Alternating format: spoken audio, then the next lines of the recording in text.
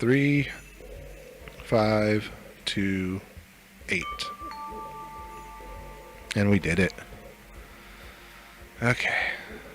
Let's see. Let's have a look at this letter. If you are reading this, it means my will is still without a beneficiary. Your presence here indicates to me that you share my passion, and therefore have my full trust in designating my heir. Signed, Duncan W. Adams. So after all that, he didn't even declare a beneficiary. Click on the name of the person you want to make the beneficiary of Duncan Walter Adams' estate. So we got Margaret, who I believe was his sister. James is his brother. Edward is his brother also, I believe. Elizabeth was his niece. Sarah's his niece.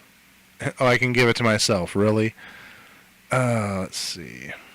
I'm trying to remember who all the people were. I know Margaret's his sister because that was the note that called him by Walter. Elizabeth is his niece who was the one who said she needed money because her rent was due and all that. One of these is his brother. I think James is his brother, who's the grandfather of Sarah. Edward, I believe, is his other brother, or Sarah's father, or that might be backwards. It might be Edward, and then James is his son, and then Sarah's his daughter. Okay, so I guess if it went to next of kin, it would ideally go to either his brother or his sister. I believe James was his brother. No, Margaret's his sister because of the other letter. I don't remember if he was particularly close to one or the other. I believe James is the father of Edward, who's the father of Sarah. And Duncan loves Sarah. So he'd probably be closer to James than he would be to Margaret, because Margaret kind of had the letter about how he kind of came around. So let's give it to James. No. James divides the inheritance equitably in order not to create jealousy. He takes over his brother's safe business. Okay, that was reasonable.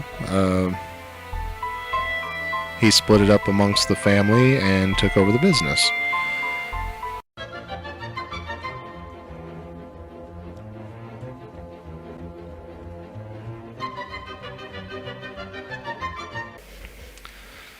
Okay, so who should we give it to?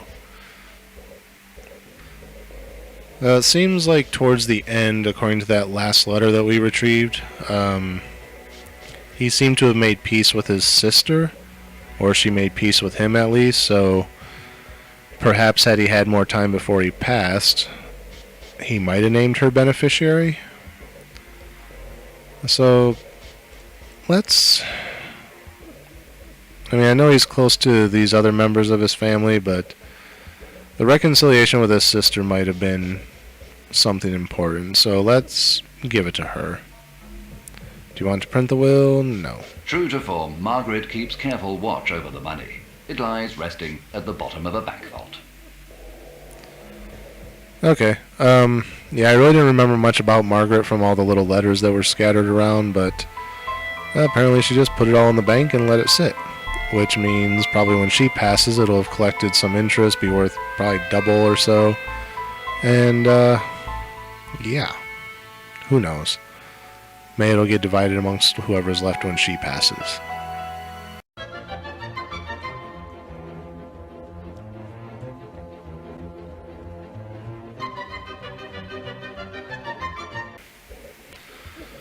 Okay, I don't remember which way this went, if it was Edward was his brother or James was his brother. I'm thinking it was James, but I could have it backwards. But anyway, these two are related, so I'm assuming this one's silhouette looks older, so I think James is his brother, Edward's the son of James, Sarah's the daughter of Edward. So Sarah's being kind of young. Let's give it to her father in hopes that he'll do something with it for her future. So let's see what happens when we choose Edward. Do you want to print the will? No. Edward pays off his house. Under the influence of his sister, he gives part of his inheritance to her, which she squanders in no time. Oh, yeah, so Edward was the brother of Elizabeth. He's the one who was warning me not to give her any money. Okay, so he paid off his house, which I guess is good for Sarah because they have a place to live. And then he gave some of it to his sister because she kept bugging him. He didn't really do much else with it, though.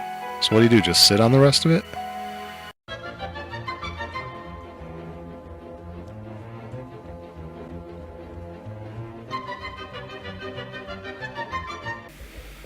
Okay, so...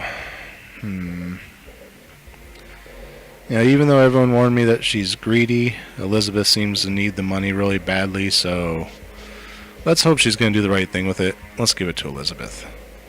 Do you want to print this will?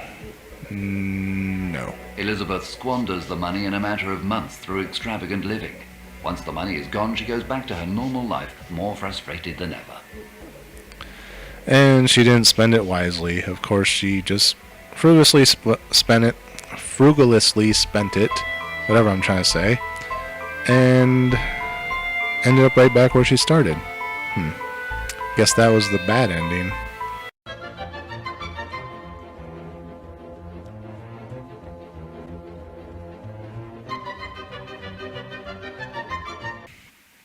Well, let's see. The obvious choice here would be to give it to Sarah because obviously he cared about her.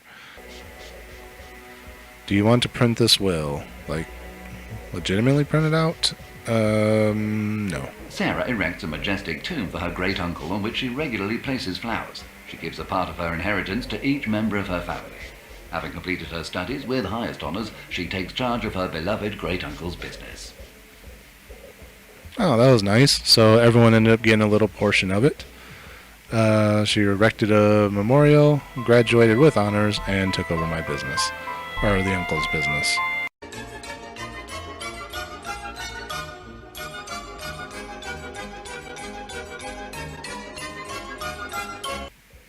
Let's see. Let's give it to... You know, I'm going to be greedy. I'm going to give it to myself. Let's see what happens. Do you want to print this will? You mean like I can legit print it out? No. You have been entrusted with a colossal fortune. Use it well. That's it? That's the ending? I've been entrusted with a colossal fortune.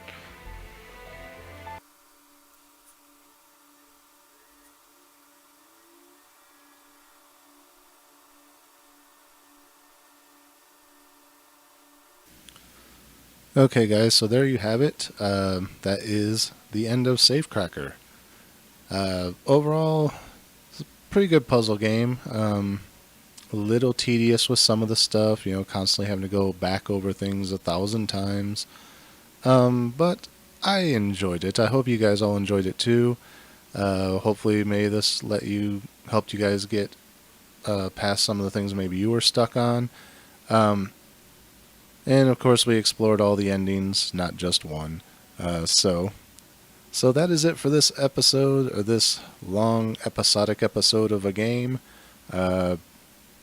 Not sure what I'm going to get around to playing next, but I'll get around to playing something, I know that. So yeah, I look forward to that. Until then, as always, thanks for watching, and we'll see you in the next game.